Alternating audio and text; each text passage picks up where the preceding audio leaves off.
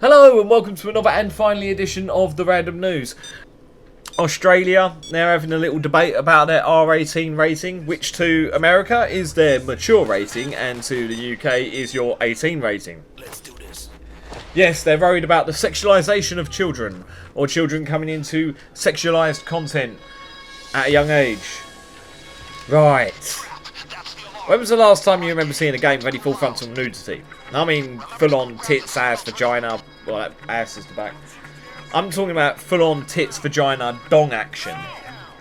Man junk, you know? When was the last time you... The only game that I remember seeing full frontal nudity, off the top of my head right now, the only games, was the GTA Liberty City Stories series from GTA 4. You know, Lost and Damned and all that. The Ballad of Gay Tony. I remember seeing really weird looking man dong. It looked more akin to a very, very sad hot dog than it did an actual cock. But yeah, there was no sex in that. And as far as sex scenes go, I remember seeing sex scenes in, say, Mass Effect, Indigo Prophecy, otherwise known as Fahrenheit. And I've heard that you get sex scenes in Dragon Age and The Witcher. And just to clarify, I've played Mass Effect and Indigo Prophecy, and I have seen the sex scenes. And let me tell you, you don't see nothing. You don't even see nipple. You don't see full rear nudity or full frontal nudity, and you definitely don't see any penetration. In fact, it is more akin to dry humping, fully clothed, to really cheesy music than it is to sex. There's no sex in the game store. There's no sex. It's as simple as that. It's a sex scene with literally nothing happening. And also, just to make sure that no one gets the wrong end of the stick with this at all, the sex scenes are not interactive in any way, cannot be triggered at any time, cannot be instigated by the player in any real way. The way that it happens is certain... If you act very nicey via dialogue trees, then you may possibly unlock an Easter egg sex scene if you really try hard to get there.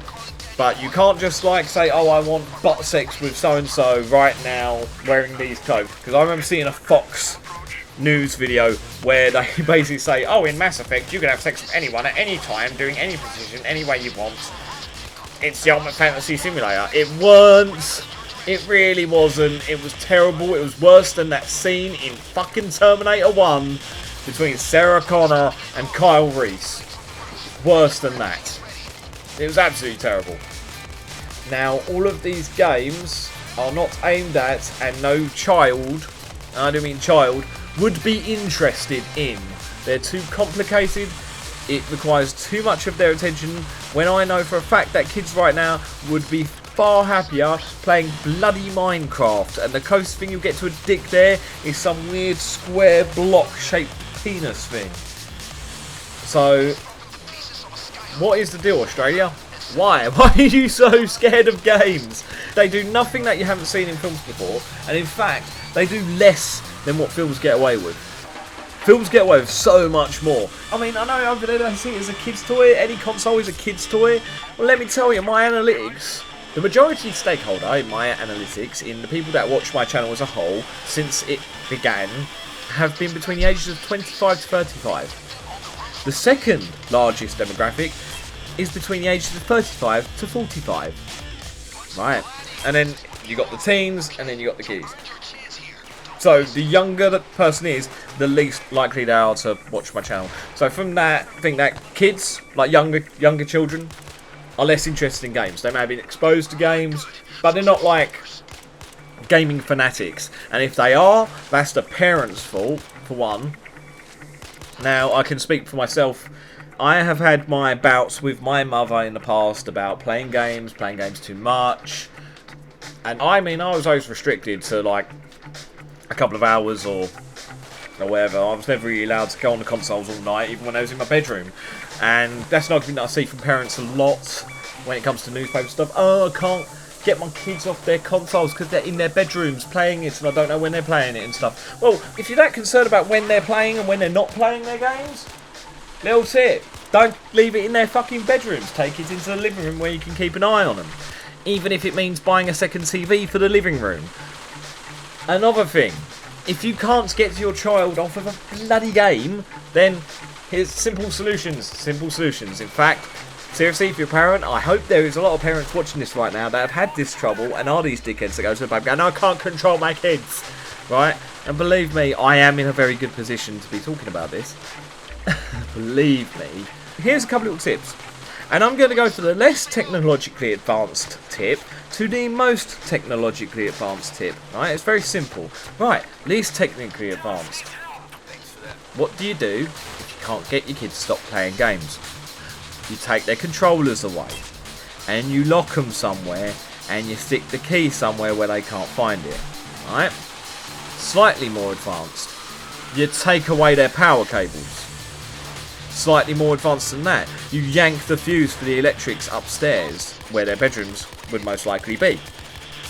Slightly more advanced, you go into the options menu of the console in the settings, and there is normally a parental controls menu where you can set time that they're allowed to spend on the console within a 24-hour period. So if you want your kid only to be able to have the console on for an hour, the console will only stay on or signed in for an hour. Also, on the Xbox 360, I know this for a fact, because I've played with it before, you can set what age ratings they're allowed to play. So if you don't want your kid playing anything above 12, because your kid's 12 years old, then you ban yourself the 15, the 18, the R18, the mature rated games, whatever age rating system you're using there, you can select which ones they're allowed to play and which ones they're not allowed to play. I know, it's amazing technology, isn't it? And yes, I am being a condescending arsehole and it's deliberate. You fucking morons. On a lighter note, a gamer... Now, I remember years ago, when light gun games first started coming out, and it really only kicked off when they started coming out in the home consoles, and it was mainly around the days of Virtua Cop and Time Crisis when it really kicked off. I mean, we had Duck Hunter and a few others in the past, but Virtua Cop and that, when you was actually shooting humans, those games, House of the Dead, let's not forget House of the Dead. Excellent games, best on rails ever, and they were amazing back then. I loved my Virtua Cop and my House of the Dead, sitting at home on my Sega Saturn, my Sega Enforcer, bright blue, massive gun, made of plastic. Those were good days, those were good times. I used to play those for hours, but there was this big controversy about the fact that the peripherals were becoming too realistic when it came to guns. I kind of get what they mean. It's shaped like a gun, and it functions like a gun to the point of where you pull the trigger and it goes bang. Other than that, there's no reload, there's no safety, there's no cocking, there's nothing. Nothing at all. You can't pull the receiver back. It's just, yeah, solid piece of plastic. But they were worried that it was training people on how to aim and shoot guns, which is absolute bollocks because configuration and all that. But apparently someone was playing an on-rail shooter in Indiana. Yeah, this came as part of the Pittsburgh Post-Gazette. A 24-year-old Oakland man. He was playing a video game. It was of an on-rail shooter and he had the peripheral. It doesn't specify which game and which peripheral, unfortunately. But apparently he had a knock on his door and this guy was threatening him at his door, trying to get into the house. And he managed to keep the guy at bay / subdue. He's very vague on the details. This man, from getting into his house, called the police and the guy got tracked down and arrested. From what I gather, he used a gun to scare the guy away because the guy thought it was a real gun. He thought a big plastic light gun was a real gun and left because the police had to track him down and then arrest him. He has been arrested, he's in custody and all the rest of it. So anyone who's worried that a light gun was going to train people on how to be violent with guns, if anything it trained a dude on how to defend himself with a piece of fucking plastic. But yeah, that's it, that's all for today. Thank you for watching Recall Gaming Exploits. Do stuff there, have a chance to you do, and I will see you soon. Goodbye.